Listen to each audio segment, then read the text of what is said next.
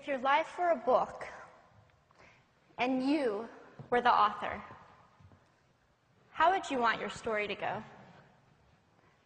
That's the question that changed my life forever.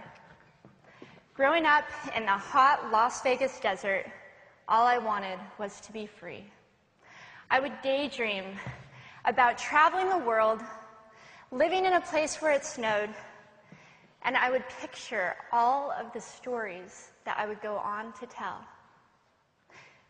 At the age of 19, the day after I graduated high school, I moved to a place where it snowed, and I became a massage therapist.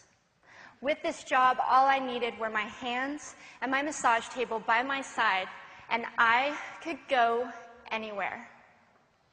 For the first time in my life, I felt free, independent, and completely in control of my life. That is, until my life took a detour. I went home from work early one day with what I thought was the flu, and less than 24 hours later, I was in the hospital on life support with less than a 2% chance of living. It wasn't until days later, as I lay in a coma, that the doctors diagnosed me with bacterial meningitis, a vaccine-preventable blood infection. Over the course of 2.5 months, I lost my spleen, my kidneys, the hearing in my left ear, and both of my legs below the knee. When my parents wheeled me out of the hospital, I felt like I had been pieced back together like a patchwork doll. I thought the worst was over until weeks later when I saw my new legs for the first time.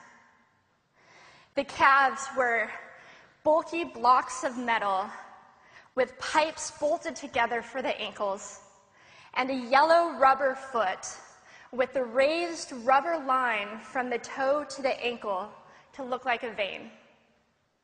I didn't know what to expect, but I wasn't expecting that.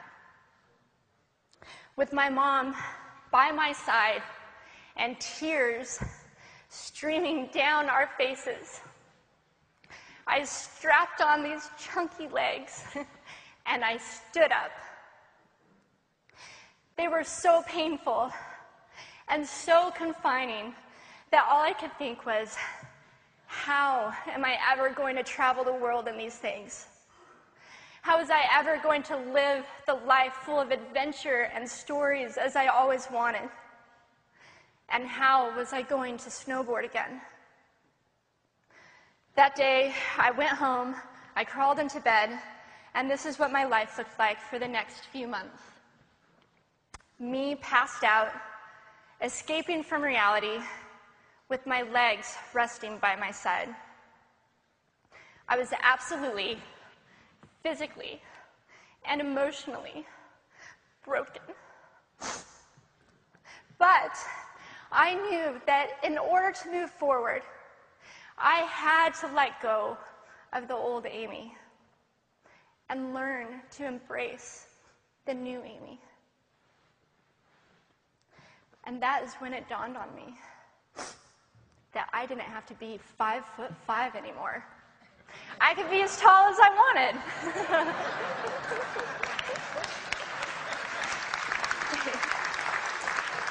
Or as short as I wanted, depending on who I was dating. And if I snowboarded again, my feet aren't going to get cold. And best of all, I thought, I can make my feet the size of all the shoes that are on the sales rack. And I did. So there were benefits here. It was this moment that I asked myself that life-defining question. If my life were a book and I were the author, how would I want this story to go? And I began to daydream. I daydreamed like I did as a little girl. And I imagined myself walking gracefully, helping other people through my journey, and snowboarding again. And I didn't just see myself carving down a mountain of powder, I could actually feel it. I could feel the wind against my face and the beat of my racing heart as if it were happening in that very moment. And that is when a new chapter in my life began. 4 months later, I was back up on a snowboard, although things didn't go quite as expected. My knees and my ankles wouldn't bend, and at one point, I traumatized all the skiers on the chairlift when I fell, and my legs, still attached to my snowboard, went flying down the mountain. And I was on top of the mountain still. I was so shocked. I was just as shocked as everybody else, and I was so discouraged, but I knew that if I could find the right pair of feet, that I would be able to do this again. And this is when I learned that our borders and our obstacles can only do two things. One, stop us in our tracks, or two, force us to get creative. I did a year of research, still couldn't figure out what kind of legs to use, couldn't find any resources that could help me. So I decided to make a pair myself. My leg maker and I put random parts together, and we made a pair of feet that I could snowboard in. As you can see, rusted bolts, rubber, wood, and neon pink duct tape. And yes, I can change my toenail polish. It was these legs and the best 21st birthday gift I could ever receive, a new kidney from my dad, that allowed me to follow my dreams again.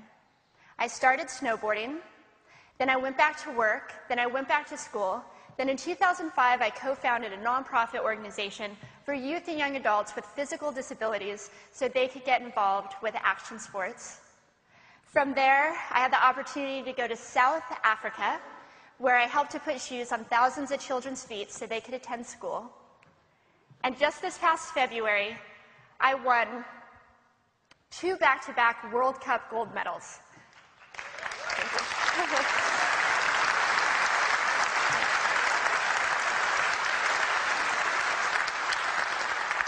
Which made me the highest-ranked adaptive female snowboarder in the world. 11 years ago, when I lost my legs, I had no idea what to expect. But if you asked me today if I would ever want to change my situation, I would have to say no. Because my legs haven't disabled me. If anything, they've enabled me. They've forced me to rely on my imagination and to believe in the possibilities. And that's why I believe that our imaginations can be used as tools for breaking through borders. Because in our minds, we can do anything, and we can be anything. It's believing in those dreams and facing our fears head on that allows us to live our lives beyond our limits. And although today is about innovation without borders, I have to say that in my life, innovation has only been possible because of my borders. I've learned that borders are where the actual ends, but also where the imagination and the story begins. So the thought that I would like to challenge you with today is that maybe instead of looking at our challenges and our limitations as something negative or bad, we can begin to look at them as blessings. Magnificent gifts that can be used to ignite our imaginations and help us go further than we ever knew we could go. It's not about breaking down borders.